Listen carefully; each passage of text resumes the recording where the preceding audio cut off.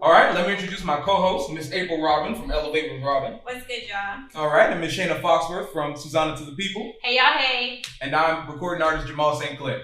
All right, guys, so today on the Black Thought Podcast, we'll be discussing the first topic, which is Rayshard Brooks, right? We all know that tensions in America are high, racial tensions, that is, just because of police brutality.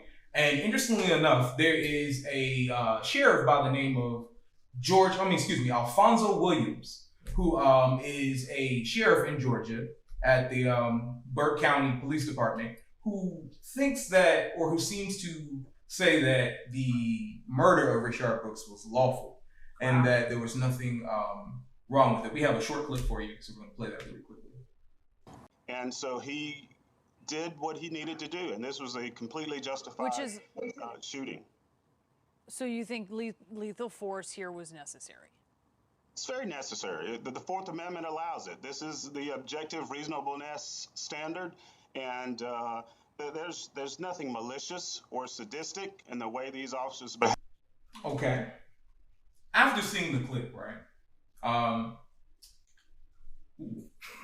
What do you think about one of our own supporting the murder of Rayshard Brooks? And do you think that breaking the law in this instance, which is relieving an officer of his weapon and running away, is grounds for lethal force? That's a heavy question. This is a heavy situation. Like you said, tensions are definitely high right now. And I just feel that we have to all take a step back and remember that just because you look like us do not mean you're one of us. A lot of people right now are looking at their job and the badge they wear, and that is the side that they're taking. So I think for us to really take note of what happened and to pass judgment, I think we have to realize that, one, he was drunk. He was in his car at a restaurant, and he was pulled out of his car. So by that point, when he is no longer behind the wheel, he is no longer at risk of harming anybody. So I think that we also have to look at the fact, like, yes, he did take the taser and he did discharge it, but at no point did it actually land or attach itself to any of the officers. And then after so many times that you pull that trigger, it is no longer lethal. And one, is never lethal. Every cop, like he said in the interview, they actually have to experience that to be able to carry that taser. So my thing is, the fact of the matter is, if he was white, would he have been fired on? And that's interesting that you say that, because unless you want to go right ahead. I'm gonna jump. Okay. So the thing that's interesting about that is that the young lady who interviewed him actually asked him that question.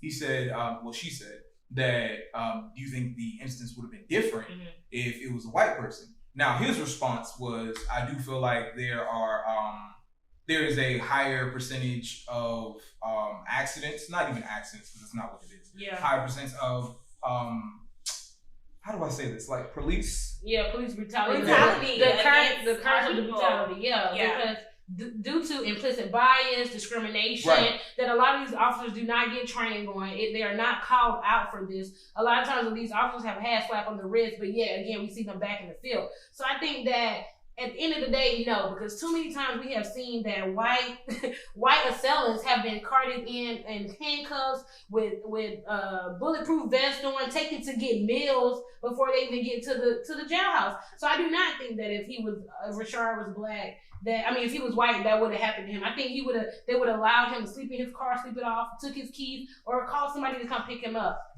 In my opinion, I want to say that we need to address the fact that these police officers aren't being trained very well, because how is this man able to take your taser in the first place?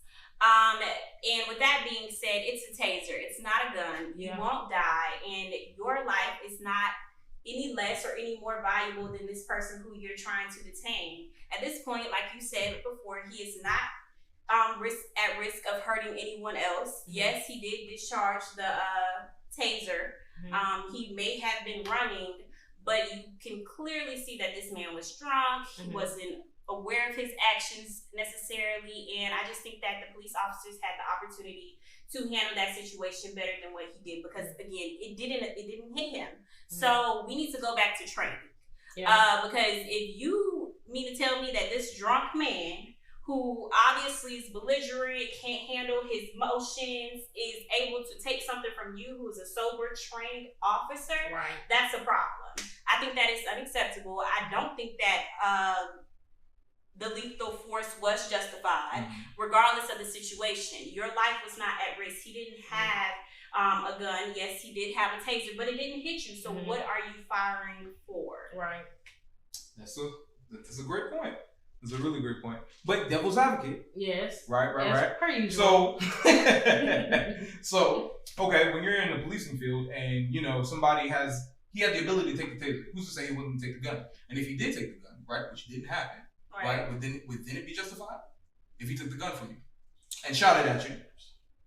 But you said if he took the gun, he did not take the gun. But he had the opportunity. But my thing is, talk about what if all day. Talk about what if all day. Exactly. Rayshard Brooks had the opportunity to go for the gun, but he went for the taser. The police officer. But my thing is, the police officer had the opportunity to spare his life, and he did not. So at the end of the day, he gave Rayshard Brooks what Rayshard Brooks was not willing to give him, lethal force. Mm-hmm. So my thing is, at the end of the day, I think that it was unjustified, that it should not have happened, and that at the end of the day, we need to stop trying to justify the cruel actions of our police officers and start looking at what type of training that we need to give to our officers. Because I'm going to be honest, I think that they are not trained. I agree with you, April. They get 1 year or something of training, and then they on the streets. They're released from the zoo. Yeah. So I have another question. Like, how do you train for fear? The same way you train to be a black person. You live it. You experience it. You get put in scenarios where we are pulled over and we are made to get out the car. We have our cars like searched. All these times we can't react just because we're fearful. So the fact that somebody who was supposed to be trained to handle harsh situations, people who are trained to go into domestic violence situations, people who are trained to deal with robberies, carjackings, people who are trained to deal with people who have DUIs. If you are trained for this and you still react cruelly and based on your natural instincts, then you should not be able to wear the badge. Like, if you cannot control yourself, because we all face fear, you know? But just because I'm fearful does not mean that I'm justified in killing somebody. Mm-hmm. By the way, police officer training is 13 to 19 weeks. And that's only about 5 months, 5 to 6 months. And how long does it take us to get our degree before we can... It was 4.5 for me. Okay. It was 4.5 for me. How long does it take to be a cosmetologist out here in these streets? Well over 13 to 19 weeks. So another thing I have to question about. So as we're looking at everything that's going on with the marches and the call for justice that we are asking from not only the police officers but also our community leaders, our legislature, what we're asking for. In the midst of that, if we think about what is going on, we see marches, protesting going on, especially up in Charlotte. We've seen a lot of that. We've seen a lot of just rioting going on. But at the end of the day, based on another issue that we have going on currently, is COVID-19. All right, this is not. So,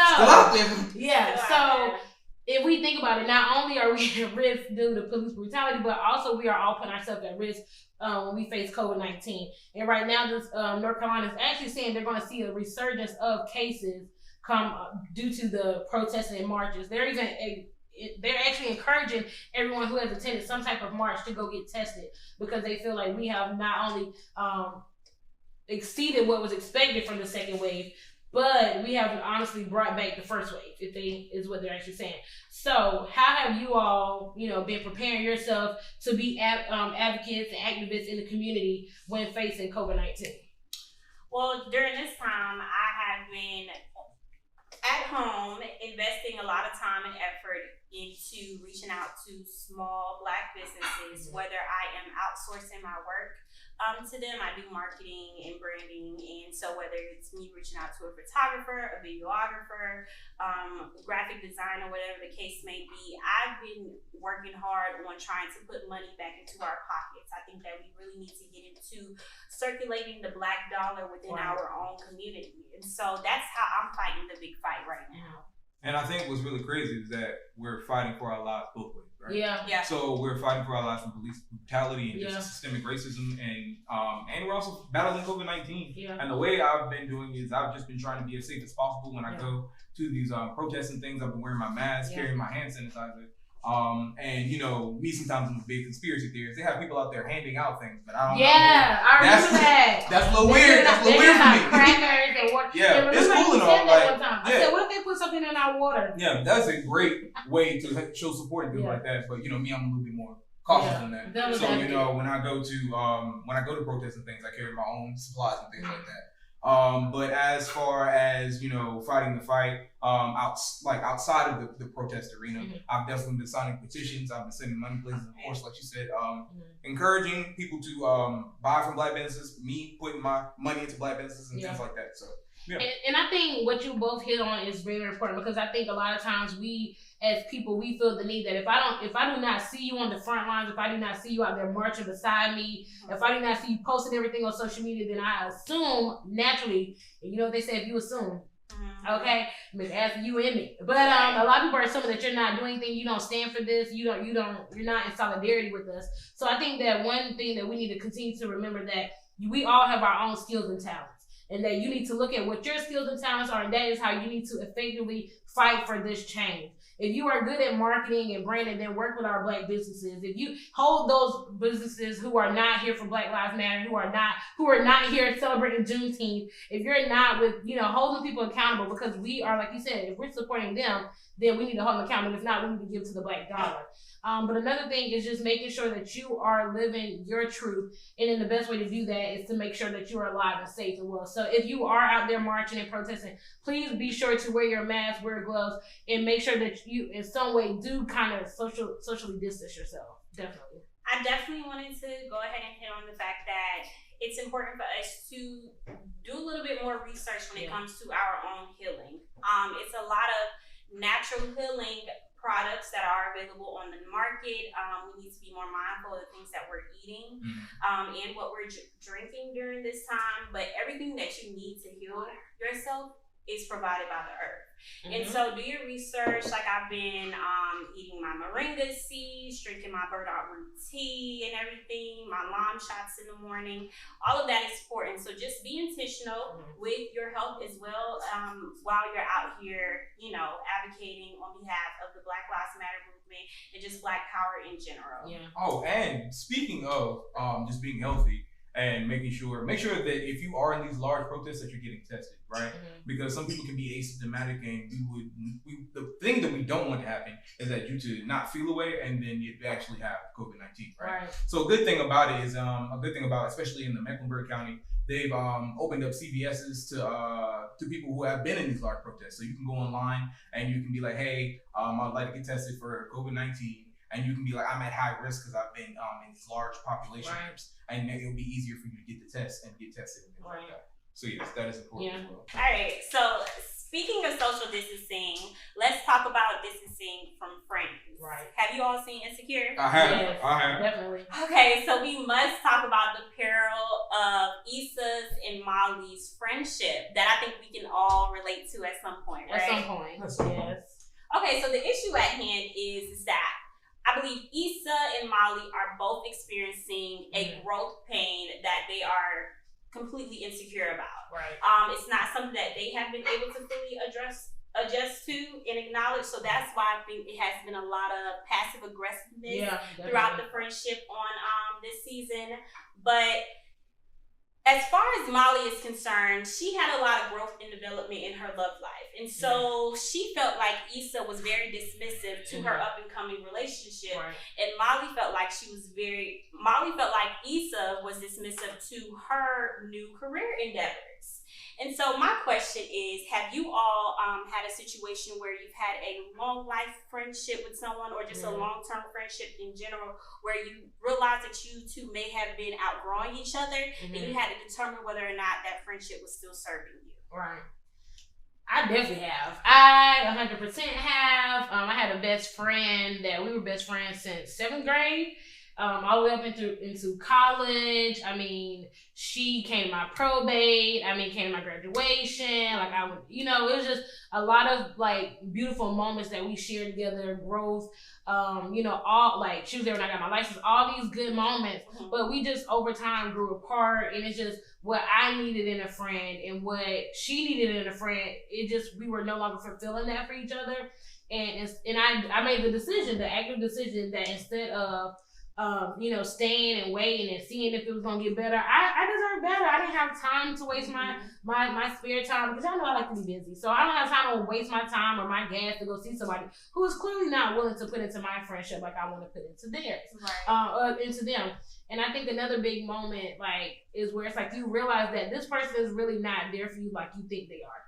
And unlike Molly and Issa, I asked and I confronted her about it multiple times. I think we all noticed in Insecure where Issa ran away when she saw Molly at her favorite restaurant, and it was a time even where Molly could have said something could have waited instead of saying something at Issa's big event, but even though she was soaking the entire time. So instead of being like them, I did make the active decision to walk away. But I think everybody's going to experience some type of relationship like that at some point in their life and have to choose whether they want to stay and stuff or if they want to walk away and grow.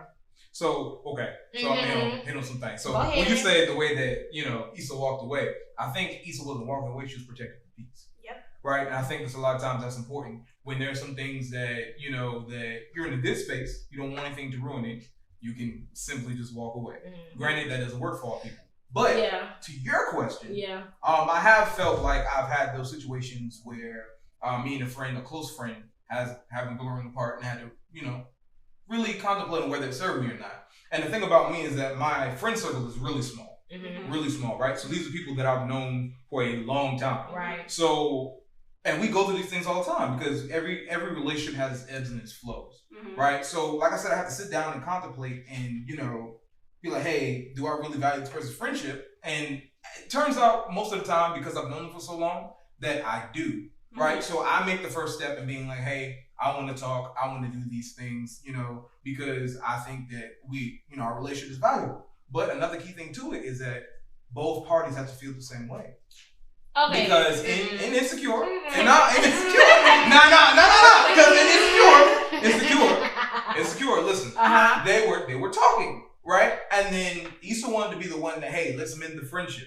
Molly didn't per se want that. Right. So in order for that to work, in order for friendships to work, as much as you want it to be okay, the other person has to want it to be okay too. I just feel like a lot of times I think it is very important to protect your peace. I think it is very important to make sure that you are in a capacity where you can handle the conversation, what you're going to hear and take in from the person. However, let's be clear and let's be honest. Issa was running away from that conversation, and I understand why she was running away from it. Molly can be an asshole sometimes, and she's just so extra and so dramatic that it gets to be a lot. Let's be honest, everybody was hating on Molly this season. You know what I'm saying? It was a lot. Because Molly was tripping. Molly was tripping. She was, tripping. but let me be the devil's advocate in this then. And so let's think about it though. Issa did say, I'm usually the one to try to repair the friendship and everything, but let's be honest. Molly was trying to be there, and if we look back at the seasons, Molly has been there for Issa multiple times. She has showed up for her. She has been the shoulder for her. She has been the, girl, let me pick you up. Let me go ahead so you can get your whole bag on. You know what I'm saying? All that stuff. But I think the issue was when Molly needed Issa, she wasn't there. So that's why I said another reason why I said Issa was running away, because she knew at times she was trash. Okay, so you guys both said some wonderful things, right? And I agree with you, both to a certain extent, of course. As far as distancing was concerned, what was I? Give me a second. Oh, right through it, sis. My mind, you got it. Went completely blank. And it happened. You said something about valuing a friendship because of the longevity you guys have had with each other, right? And so I think that we place a lot of value on time, of course. And so when you invested a lot of time and effort into a friendship, it's very difficult to be willing to let that go. But it's a lot of things that I think we all have in our past that we invested time in, but we had to understand that we're now elevating to a new level. Yes. And it's okay to let go of what may feel like, and I hate to say it, but sometimes your friends do become baggage. Yeah. And when they're holding you down or you feel like they're holding you back, it's okay to be like, you know what, I love you, I care about you, but we're no longer on the same page. And I'm a root for you from afar, but I had to go on and protect my peace. And let it be known that, I've grown, you've grown, and, you know, it's to me, I think that Molly had a hard time acknowledging the progress Issa was making because she felt insecure about her own progression as well. And this is a good point that my frat brother made. He said that Molly and Issa were roommates, right? Mm-hmm. So whenever something was going on wrong in their lives, they always had a commonality to come to.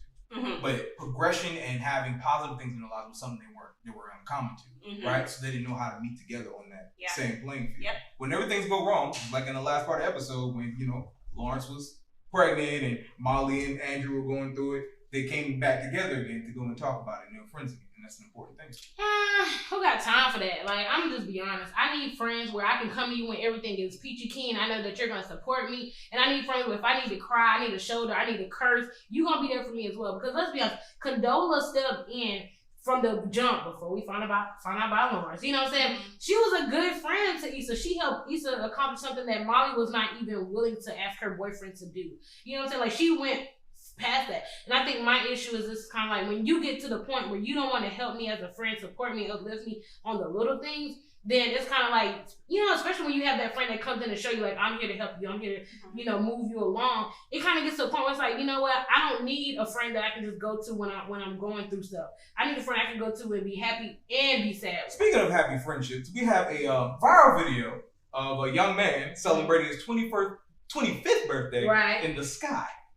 He had cake and champagne and all that. Okay. I would love that. I think that is extremely romantic. He was with his friends. With his himself. It wasn't like a date. It was with him, his friends. Yeah, it was two dudes. I think it's extremely romantic. Take me on a date in the air, please. I wouldn't want to necessarily. I would do like a hot balloon. You know, hot air balloon. I can't do the paragliding. That's a little bit extra, but I definitely love heights. So, you know what I'm saying? I'm here for it. I'm single. You know, take me on a date in a hot air balloon. Let's do it. Okay, I realized after one of my long sister's birthday, we went zip lining, that heights was not my thing like I thought it was. Okay. So don't take my ass up there to go parasailing, okay? You can take me up there in a hot air balloon. You can take me in a plane. Give me fluid out, honey. Okay, take me there. But bring the champagne. I'm down with it. We can do the champagne and the cake and all. My only thing is that it was kind of wobbly, and I'm not big on littering. So, if this falls, what are we going to do? So you're thinking if we fall, you thinking if we fall? No, if the cake and the champagne fall. You worry about the cake and the champagne. I'm worried about me. I'm worried about me falling. I'm worried about me hitting the ground. Hot air balloon is a little bit more safe. You got a whole table in between y'all. You got some seats. I mean, what have you ever seen a hot air balloon? You ain't got no balloon. You ain't got no seat in there. Y'all yes. Y'all might sit on the ground. So they don't have no. Okay. They got a floor you sit on and make it look picnic. That's ain't for me in the air. You gonna stand up? Okay. No. I hope that you enjoyed the show. We loved having you guys, and tune in next time for the next Black Thought. All right, signing out. Bye. What's good, y'all? It's your girl, Miss April Robin from Elevate with Robin. Hey, y'all. Hey, this is Shayna Foster with Susanna to the People. What's going on? It's Jamal Sinclair, a soon-to-be multi-plat recording artist. Be sure to follow us on Instagram at The Black Thought Podcast, and make sure that you're subscribed to our YouTube channel, The Black Thought.